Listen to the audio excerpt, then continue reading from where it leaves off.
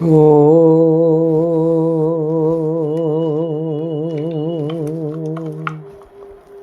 नारायणं नमस्कृतं नरं चैव नरोत्तमं देवीं सरस्वती व्यास ततो जयमुद्रये वेदे रामायणे चैव पुराणे भारते तथा आदौ चान्ते च मध्ये च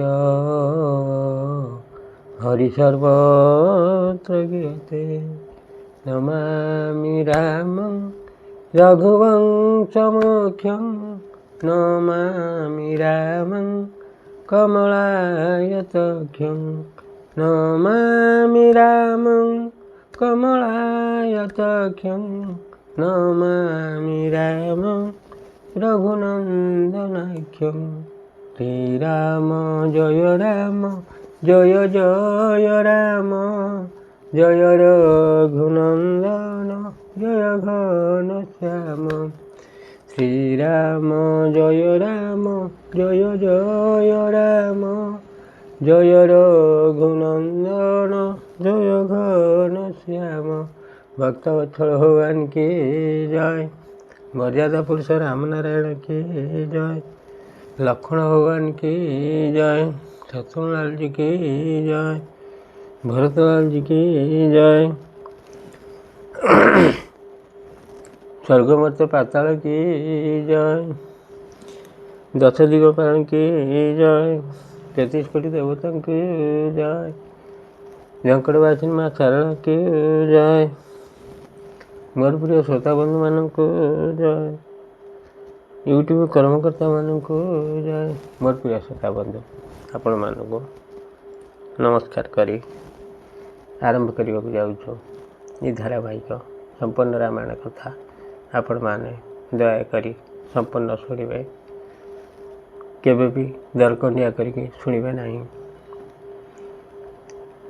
आउ सबु श्रोता बंधु मानक अनुरोध आपण माने सब्सक्राइब टे करेंगे लाइक टे करेंगे ये आपण मानकर अनुष्ठान आम निमित्त मात्र। आपण माने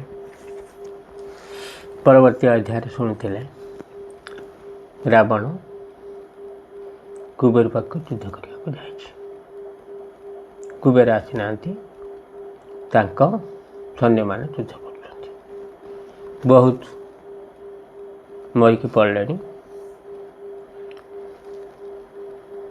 युद्ध चली हजार हजार शह नुहे मारीच राक्षस जी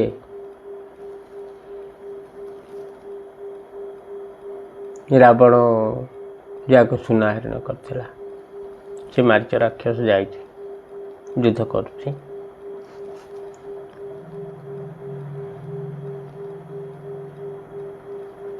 मणिभद्र भी जाइछि। एभली युद्ध चली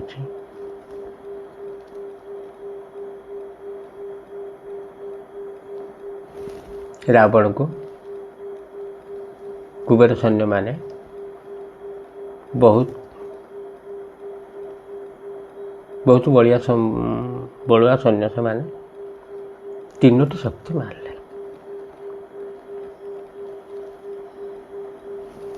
रावण अचेत कौटी मुकुट पड़ला तो कौटी कम पड़ला आ नहीं।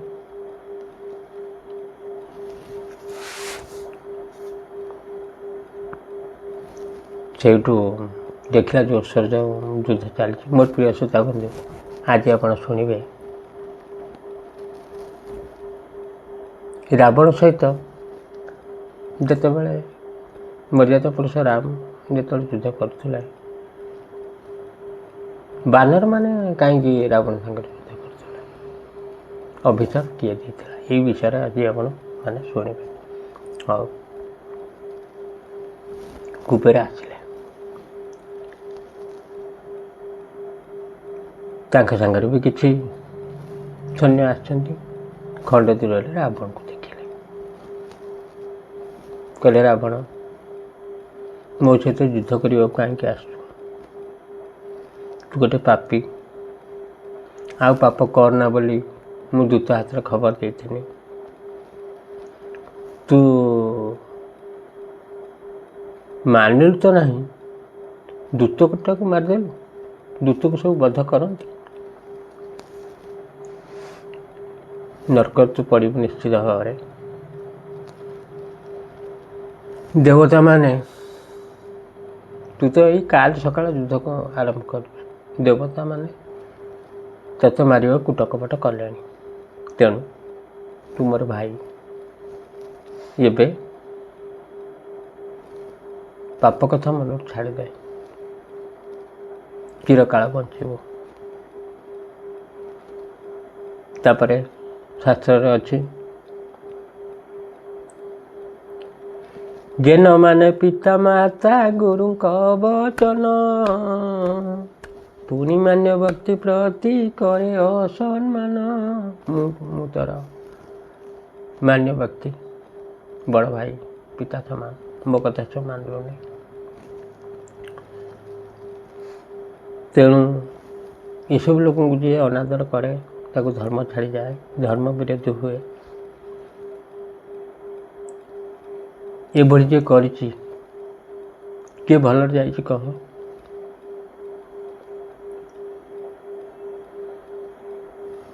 ମୁଁ ପିତାଙ୍କ ଆଦେଶରେ ଆସିଥିଲି ଏଠି ଲଙ୍କାପୁରକୁ। ଲଙ୍କାପୁର ଖାଲି ପଡ଼ିଥିଲା, ମୁଁ ମୋ ନିଜ ବୁଦ୍ଧିରେ ଆସିଲି। ତୁ ପିତାଙ୍କ ଆଦେଶକୁ ଲଙ୍ଘନ କଲୁ,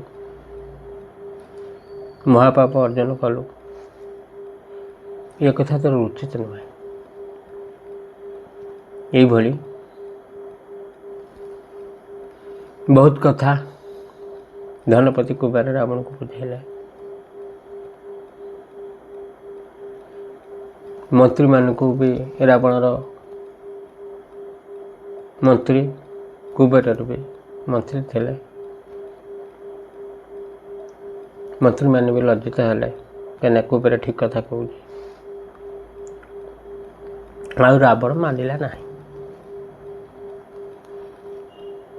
ଯେତେବେଳେ ନ ମାନିଲା, ବାଧ୍ୟ ହେଇକି କୁବେର ରାବଣ ସହିତ ଯୁଦ୍ଧ କଲେ। ଗଦାରେ କୁବେର ଫୁଟୁଛନ୍ତି, ଦୁର୍ଗ ମଧ୍ୟରେ ଭୀଷଣ ସମର ହେଲା।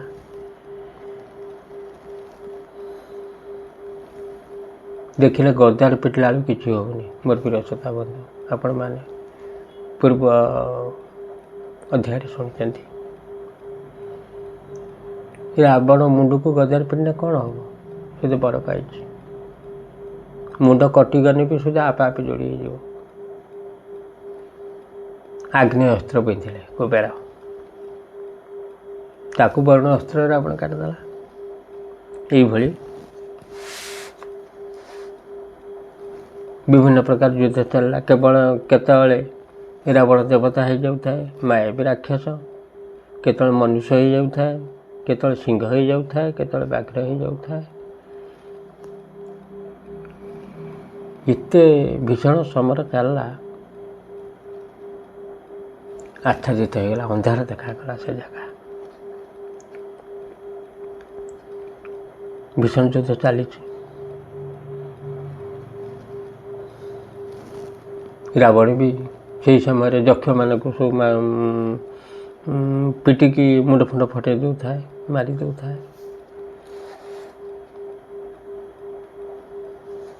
ତାପରେ ଏ ଦୁଷ୍ଟ ରାବଣ ବଡ଼ ଭାଇକି ପକେଇଲା ଗୋଟେ ବିରାଟ ପାହାଡ଼। ଆଉ ଚେତା ରହିଲାନି କୁବେରଙ୍କର। ନନ୍ଦନବନକୁ ନେଇକି ଜଳଫଳ ଛିଞ୍ଚିକି ବିଚାବିଚି କରି କିଛି ସମୟ ପରେ କୁବେର ଚେତା ପାଇଲେ।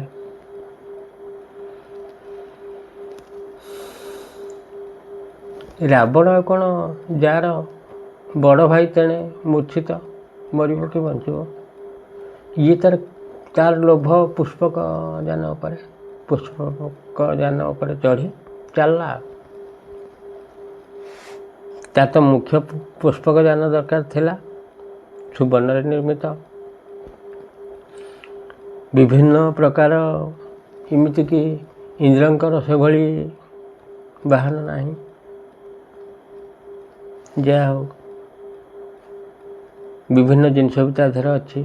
ଯେମିତି ଆମର ବର୍ତ୍ତମାନ ଗରମ ଦିନରେ ଏସି ଲାଗୁଛି, ତା ଦେହରେ ବି ସେରକମ ସିଷ୍ଟମ୍ ଅଛି। ଗରମ ଦିନରେ ଥଣ୍ଡା ଲାଗିବ, ଥଣ୍ଡା ଦିନରେ ଗରମ ଲାଗିବ, ବିଭିନ୍ନ ପ୍ରକାର ଜିନିଷ ତା ଦେହରେ ଲାଗିଛି। ଲଙ୍କାପୁରକୁ ଯିବ ରାବଣ। ଯାଉ ଯାଉ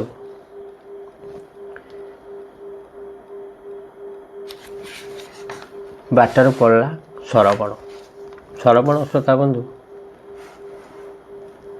ଯେଉଁଠି କାର୍ତ୍ତିକେୟ ଜନ୍ମ ହୋଇଥିଲେ, ସେଠି ଗୋଟେ ପର୍ବତ ଅଛି।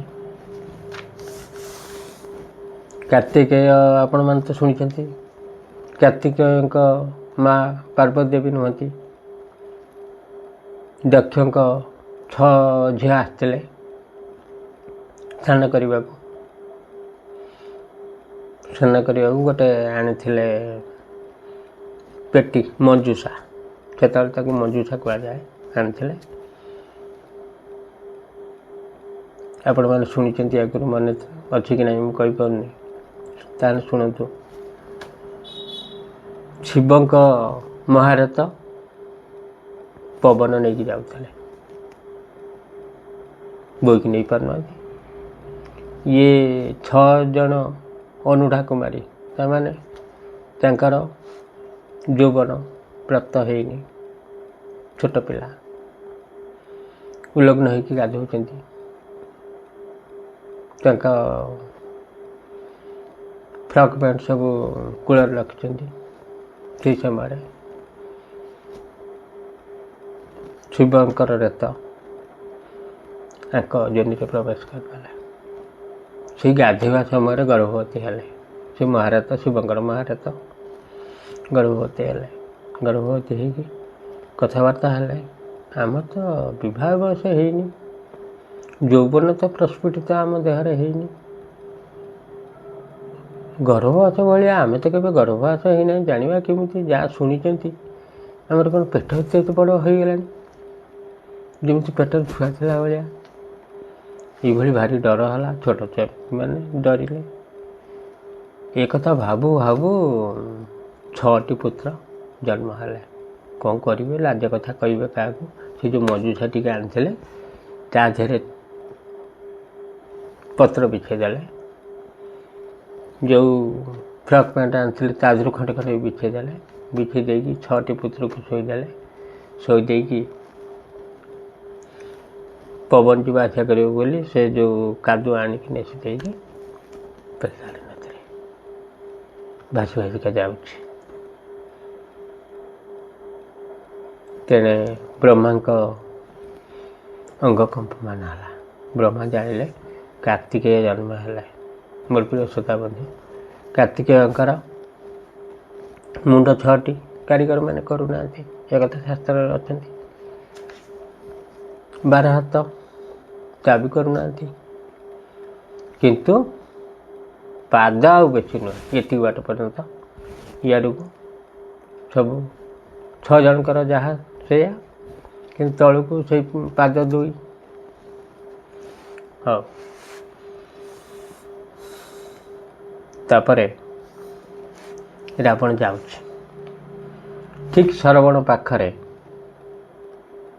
ପୁଷ୍ପକ ବିମାନ ଅଚଳ। ରାବଣ ଆଶ୍ଚର୍ଯ୍ୟ ହେଲା, ଆରେ ଆସୁ ଆସୁ ଏମିତି ଅଚଳ ହେଲା କାହିଁକି? ତ ଯେଉଁଠିକି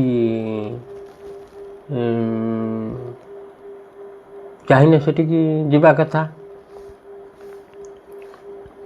ଅଢିଲା ଚାରିଆଡ଼କୁ,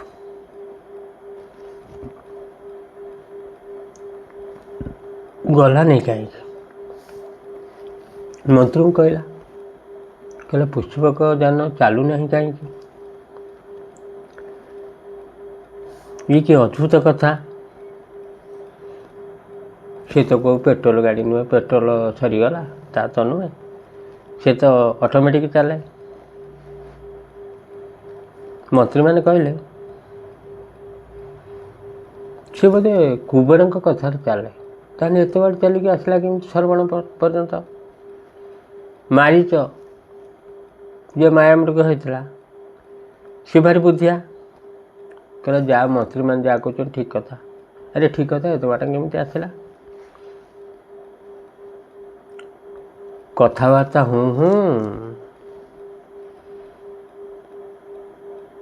ଯେଉଁ ନନ୍ଦୀ ଜନ୍ମ ହୋଇଥିଲେ ସେଇ ନନ୍ଦୀ ଆସିକି ପହଞ୍ଚିଲେ। ତାଙ୍କର ତ ମର୍କଟ ଭଳିଆ ମୁଖ, ଆଉ କଳା ହଳଦିଆ ମିଶିକି ଯେଉଁ ରଙ୍ଗ ତାଙ୍କର ଦେହର ବର୍ଣ୍ଣ ସେଇଆ।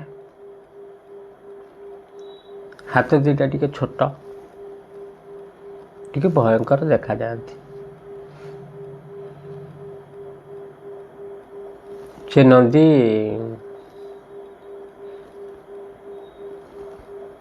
ମହାଦେବଙ୍କର ଦୁଆରୀ ଜଗନ୍ତି ଆଉ ଆମର ବର୍ତ୍ତମାନ ଯେମିତି ୱାଚମ୍ୟାନ୍ ସେମିତି ଆଉ।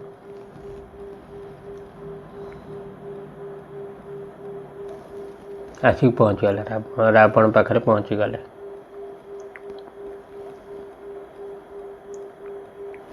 କହିଲା ରାକ୍ଷସ ରାଜା, ଏ ପର୍ବତ କ'ଣ ତୋତେ ଜଣା ନାହିଁ? ଏ ଆମ ବାପା ଶିବଙ୍କର ବାସସ୍ଥାନ। ଏଠିକି ଦେବତା, ଯକ୍ଷ, ଗନ୍ଧର୍ବ, ଦାନବ ଏମାନେ କେହି ଆସନ୍ତିନି। ଯଦି ଦେବଦେବ ମହାଦେବଙ୍କର ଆଜ୍ଞା ପାଆନ୍ତି ତାହେଲେ ଆସନ୍ତି। ବ୍ରହ୍ମା ବିଷ୍ଣୁ ଯେଉଁଠି ତାଙ୍କ ଆଜ୍ଞା ପାଇକି ରହିଛନ୍ତି, ତୁ କ'ଣ ତାଙ୍କଠାରୁ ବଡ଼? ରାବଣକୁ ଟିକେ କଥା ବାଧିଲା। ତଥାପି ପୁଣି ରନ୍ଦି କହିଲା, ଏବେ ଫେରିଯା ଏଠୁ, ଆଉ ଆଗକୁ ଯାଆନା, ଗନେ ବିପଦରେ ବାବା ପଡ଼ିବ। ଠୋ ଠୋ ହୋଇକି ରାବଣ ହସିଲା। ମୁଁ ତ ପ୍ରଭୁ କଥା ମୁଁ ଜାଣିନି ନା, ତୁ ଯେଉଁ ବାପା କଥା କହୁଛୁ। ଡୋର କୌପିନି ପିନ୍ଧିକି ଦ୍ୱାରେ ଦ୍ୱାରେ ବୁଲୁଛି, ଭିକ ମାଗୁଛି, ଶ୍ମଶାନରେ ରହୁଛି। ତୁ ତା ବଡ଼ପଣ ମୋ ଆଗରେ କହୁଛୁ? ହଉ ଦେଖିବା ତାର କେତେ ବଳ ଅଛି।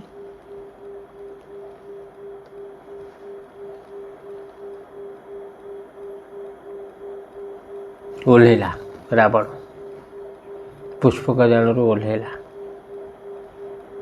ହଉ ଚାଲ, ତୁ ଶିବ କୋଉଠି ଅଛି ଦେଖେଇବୁ, ଚାଲ।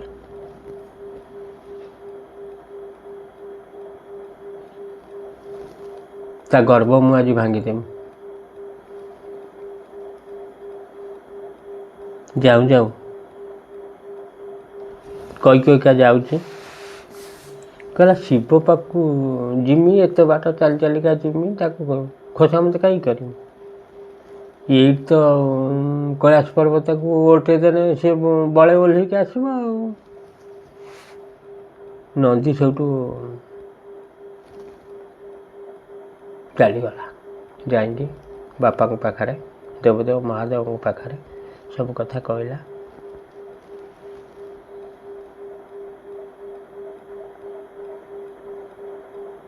ପୁଣି ଆଇଲା ନନ୍ଦୀ, ଆସିକି ଅନେଇଲା ବେଳକୁ ରାବଣ ଖତେଇ ହେଉଛି ନନ୍ଦୀକୁ।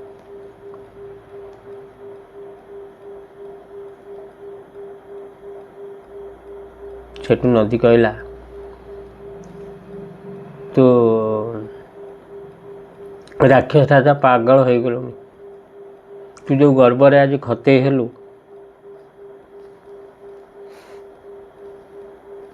ଆମର ବାନର ଭଳିଆ ମୁଖ ଦେଖିକି ତୁ ହସିଲୁ,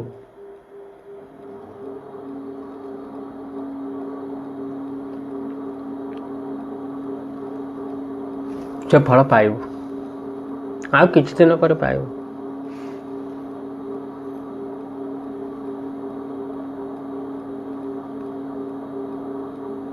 ତତେ ତୋ ସାଙ୍ଗରେ ଯୁଦ୍ଧ କରିବେ ଯେଉଁ ବାନରମାନେ, ମୋତେ କ'ଣ ଦେଖୁଛୁ ଏତେ ବିରାଟ, ତା ଅପେକ୍ଷା ଆହୁରି ବିରାଟ। ସେଇ ମର୍କଟ ହେଇକି ତୋ ସାଙ୍ଗରେ ତୁ ଯେଉଁ ମୋତେ ଦେଖିକି ଯେଉଁ ଖତେଇ ହେଲୁ ଆଉ ଭର୍ତ୍ସନା କଲୁ ଦେଖିବୁ, ଏଥିରେ କିଛି ସନ୍ଦେହ ନାହିଁ। ମୁଁ ସାଙ୍ଗେ ସାଙ୍ଗେ ତୋତେ ତୋ ପ୍ରାଣ ନେଇଯାଇଥାନ୍ତି, ଯେମିତି ଇଚ୍ଛା ସେମିତି। କେବଳ ବ୍ରହ୍ମାଙ୍କ କଥା ଅନ୍ୟଥା ହେଇଯିବ। ବ୍ରହ୍ମା ତୋତେ ପର ଦେଇଛନ୍ତି। ତୁ ଦୁଷ୍ଟ ପୁଣି ତୁ ନିଜେ ନଷ୍ଟ ହେବୁ, ଆଉ ମୁଁ କାହିଁ ତୋତେ ମାରିବି।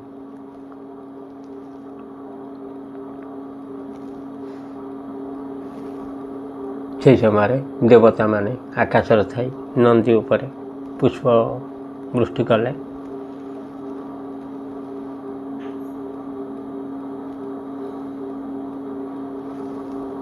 ଗଲା, ରାବଣ ନ ମାନି ଗଲା, ପୁରା ଗର୍ବ ଅହଙ୍କାର କରି ଗଲା। ଯାଇକି ରାବଣ ଦେବଦେବ ମହାଦେବଙ୍କ କହିଲା,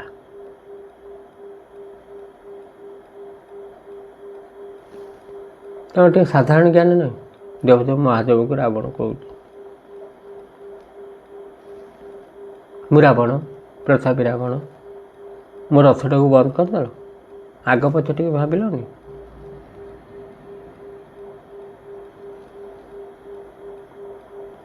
ଭାରି ବଳୁଆ ଦେଖାହେଉଛ, ଆଜି କେତେ ବଳ ଅଛି ମୁଁ ଦେଖିବି। ହେଇଗନି, ଯେଉଁ ପର୍ବତର ଉପରେ ଅଛ ସେ ପର୍ବତକୁ ତ ଓପାଡ଼ିକି ପକାଇଦେଲେ ସରିବ ତମ ଗର୍ବ।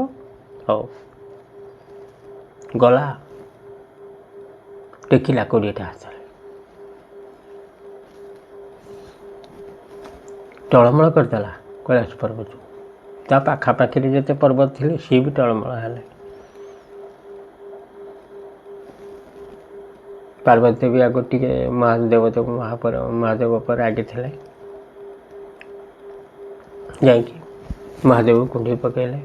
ମହାଦେବ କହିଲେ, ଯାହା ହଉ, ରାବଣ ପାଇଁ ଆମ ରାଗ ମେଟିଗଲା। ପାର୍ବତୀ ବି ଭୟ କଲେ।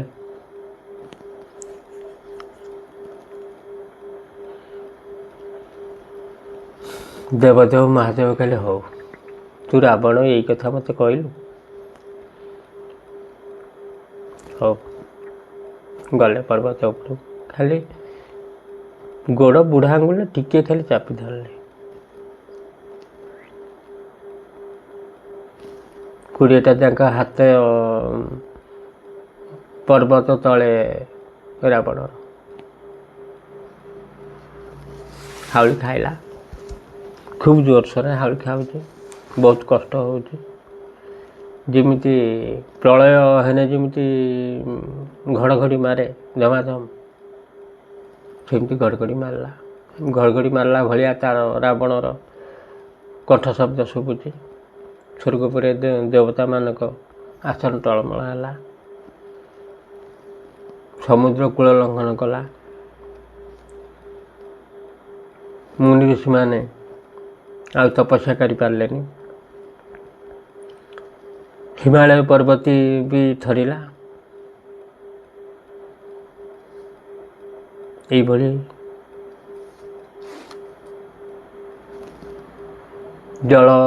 ଜଳଜନ୍ତୁମାନେ ଅସ୍ତବ୍ୟସ୍ତ ହେଲେ। କାହାରି ଆଉ ଭାଷା ବାହାରୁନି। ଇଏ ଗୋଟେ ରାବଣ ଗୋଟେ ଦୁଷ୍ଟ ଜୀବ, ଏଭଳି କର୍ମ କରୁଛି। ତା ମନ୍ତ୍ରୀ ଦେଖିକି ବିକଳ, କହିଲେ, ରାଜା, ଆମ କଥା ଟିକେ ଶୁଣ।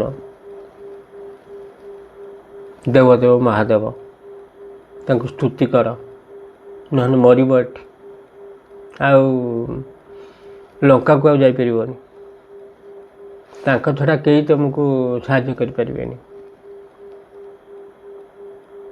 ଯାହା ହଉ, ରାବଣ ଟିକେ କଥା ମାନିକି ଦେବଦେବ ମହାଦେବଙ୍କୁ ବହୁତ ପ୍ରକାର ସ୍ତୁତି କଲେ।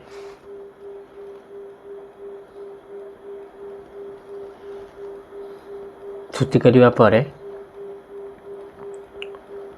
ତାପରେ ଦେବଦେବ ମହାଦେବ ତାଙ୍କର ଟିକେ ଦୟା ହେଲା, ଆସିଲେ ତଳକୁ ଓହ୍ଲେଇକା ଆସିଲେ।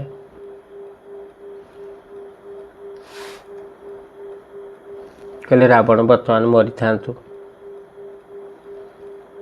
ବହୁତ କଷ୍ଟ ପାଇଲୁଣି, ସବୁ କଥା ଗଲା, ଯେଉଁ ସ୍ତୁତି କଲୁ ତ ଯେ ଏତିକି ସନ୍ତୁଷ୍ଟ ନ ହେଲୁ ବା ହେଲୁ, ଆଉ ଯେଉଁ ରାବ କଲୁ ତିନି ପୁରା ଦେବତା ମାନେ ବି ଜାଣିଲେ, ସେଇଥିରେ ବହୁତ ଖୁସି। ସେ ରାବରୁ ତୋ ନାଁ ଆଜି ରାବଣ ହେଲା।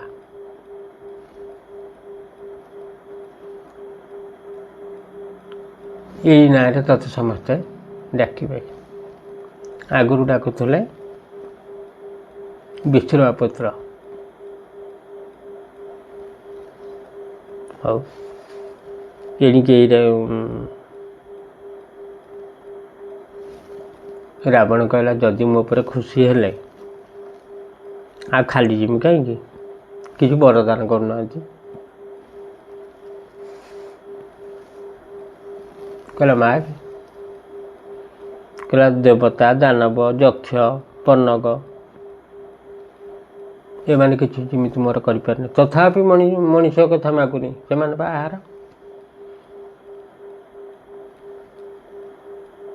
କହିଲା ବ୍ରହ୍ମାଙ୍କ ଠାରୁ ତ ମୁଁ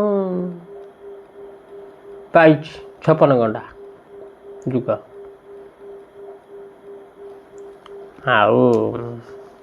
ଆଉ ସୀତାଙ୍କ ହରଣ କଥା ଭୁଲିଗଲାଣି ଏତିକି ଦିନ କଥା। ଆଉ ଯେତିକି ବ୍ରହ୍ମାଚାର ଦେଇଛନ୍ତି ସେତିକି ଦେଇଦେବ ଆଉ। ଦେବଦେବ ମହାଦେବ କହିଲେ, ଠିକ୍ ଅଛି, ସବୁ ତତେ ପ୍ରାପ୍ତ ହେବ, କିନ୍ତୁ ମନ୍ଦ କାର୍ଯ୍ୟ କଲେ ମୁଁ ବର ପ୍ରାପ୍ତ ହେବ ନାହିଁ। କହିଲା ମନ୍ଦ କାର୍ଯ୍ୟ କରିବାନି।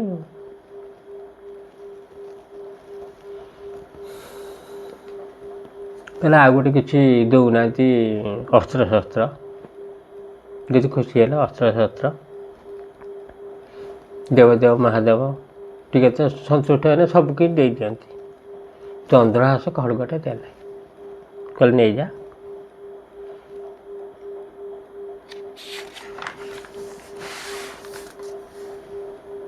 ଏ ବହୁତ ଥର କାର୍ଯ୍ୟରେ ଆସିବ।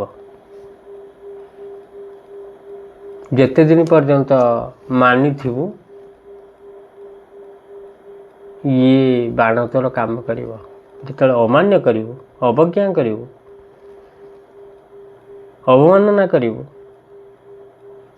ସେତେବେଳେ ସେ ଅସ୍ତ୍ର ମୋ କତିକି ଫେରି ଆସିବ। ସେ କଥା ମନେ କରିକି ହବ।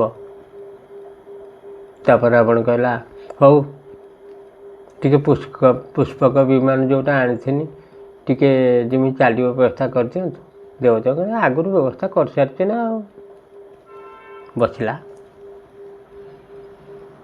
ବସିକି ଚାଲିଲା ଲଙ୍କା ଅଭିମୁଖେ। ଯାଇକି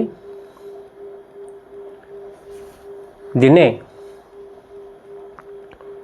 ହିମାଳୟ ପର୍ବତକୁ ପାଖରେ ଯାଉଛି, ତ ସାରି ହବନି।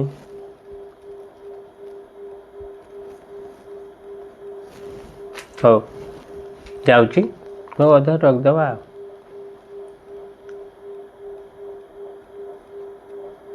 ଆପଣମାନେ ଆଜି ଶୁଣିବେ ସୀତା ଦେବୀ କିଏ, ଏଇଠି ଜାଣିପାରିବେ ପୂର୍ବରେ ସେ କ'ଣ ଥିଲେ।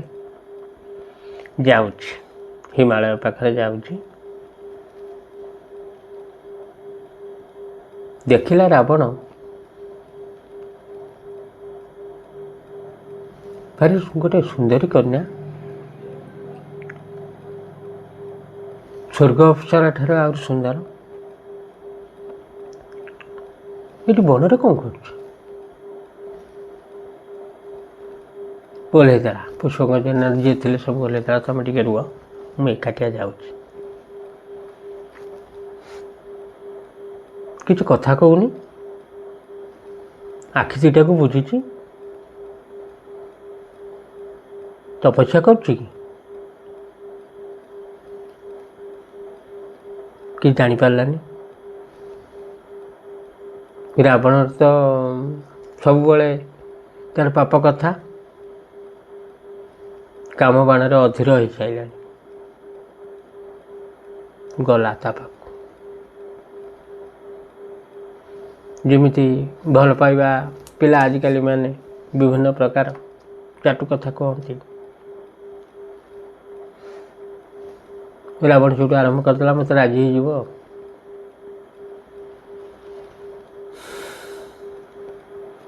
ପଚାରୁଛି, ତୁମେ କିଏ ଗୋ ଯୁବତୀ? କୋଉଠି ତୁମ ଘର? ତମ ନାଁ କ'ଣ? ଏ ଯୌବନ ବୟସରେ କ'ଣ ତପସ୍ୟା କରିବାକୁ ଆସିଛ ନା କ'ଣ ସେଭଳିଆ ଜଣାପଡ଼ୁଛି। ଆଉ ଯୌବନ ବୟସ ଗଡ଼ିଯିବ, ତମେ ଆଉ ବାହା ହେଇପାରିବନି। ବେକାରଟାରେ କାହିଁ ତପସ୍ୟା କରୁଛ? ତମକୁ ତ ଦେଖିବ, ସେ ଧୈର୍ଯ୍ୟ ରହିପାରିବନି। ହଉ, ତମ ପରିଚୟ ଟିକେ ଦେଲ। କୋଉଠି ତୁମ ଘର? କିଏ ତୁମର ପିତାମାତା? ଆଉ ତୁମର ପତି କୋଉ ଭାଗ୍ୟବାନ, ତା ନାଁ କ'ଣ? ଏ ଦୁଃଖରେ ଘର କନ ରହିଛ କାହିଁ?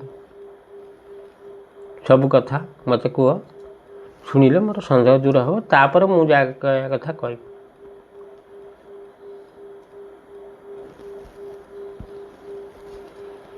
ମୋର ପ୍ରିୟ ଶ୍ରୋତା ବନ୍ଧୁ, ଆଜି ଏତିକିରେ ଥାଉ, ବେଶୀ ବଡ଼ ହେଇଯିବ, ମୋର ପ୍ରିୟ ଶ୍ରୋତା ବନ୍ଧୁମାନେ ଦେଖିବେନି।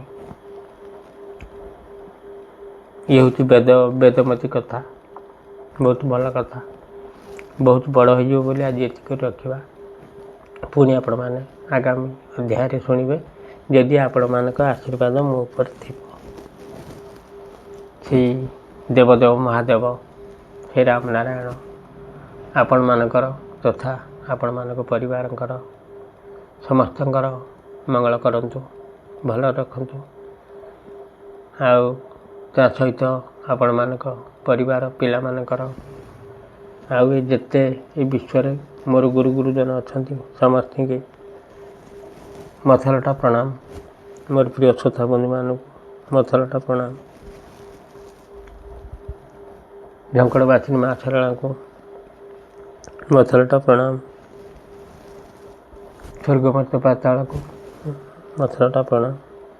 ଚନ୍ଦ୍ର ସୂର୍ଯ୍ୟ ଦେବତାଙ୍କୁ, ଅଗ୍ନି ଦେବତାଙ୍କୁ, ଜଳ ଦେବତାଙ୍କୁ, ଦଶ ଦିଗପାଳଙ୍କୁ ସମସ୍ତଙ୍କୁ କୋଟି ପ୍ରଣାମ।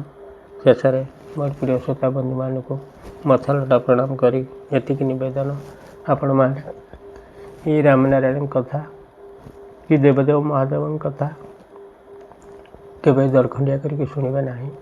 ଦୟାକରି ସବସ୍କ୍ରାଇବ୍ ଟିକେ କରିବେ, ଆଉ ଲାଇକ୍ ଟିକେ କରିବେ। ଏତିକି ନିବେଦନ କରି ବିଦାୟ ନେଉଛି। ଜୟ ଶ୍ରୀରାମ।